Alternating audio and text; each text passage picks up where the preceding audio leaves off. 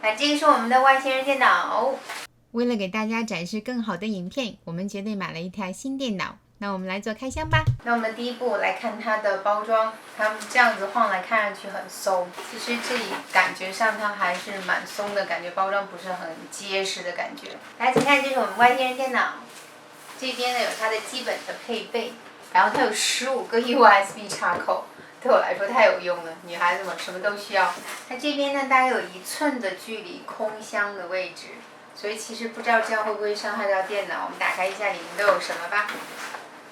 那这边呢，它有赠送一个外星人的鼠标，然后它有外星人的 logo 在上面，插头，这上面有它的名字，外星人在上面。但是呢，其实看上去还好了，其实挺普通的。但唯一的就是呢，这是免费赠送的。那大家请看这个位置呢，就是它的保护的，其实它又厚又软，其实完全保护了我们电脑，绝对不会伤害到我们的电脑哦。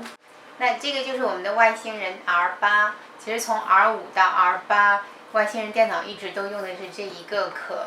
这就是外星人的那个 logo， 可好看了，特别可爱，一个小外星人的头在这边。那这个呢是保护膜，其实是为了防止一些像我们女孩子不懂的电脑，这个保护膜是干嘛用的？因为女孩子只想保护她的电脑，可她没有想到这个，如果你保护电脑，但是没有防去散热的话，也很麻烦的。所以它提供了很多孔孔，为了提供那些不懂电脑的人，但至少你也不至于伤害到你的电脑，因为它提供了很多孔在这边。那我们现在可以把它撕掉了。那这个呢，就是我们电脑的后面，它这边一共有9个 USB 的插口。那这个电脑其实要打开它的外壳其实很容易的，它这边只要往2个地方往上推解锁，然后这边的那个螺丝解打开就可以了。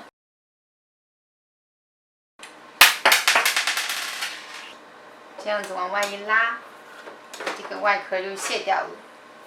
那这个就是我们的电源，它其实从这边是可以打开的。轻轻打开。那大家看，这就是我们的 CPU 了。然后呢，这个最独特的地方就是它使用了外星人独有的液体冷却。然后这个是2个内存，我们的2个内存，这个是我们的显卡。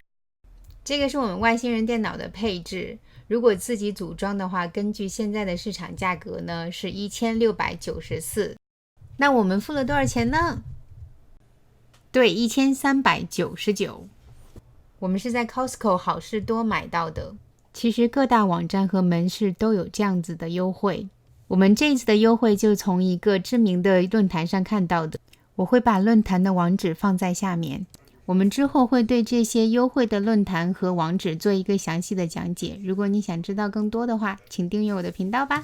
那我们今天影片就到这里了。大家如果喜欢我的影片的话，记得订阅、分享、点赞哦。我们下周见了，拜拜。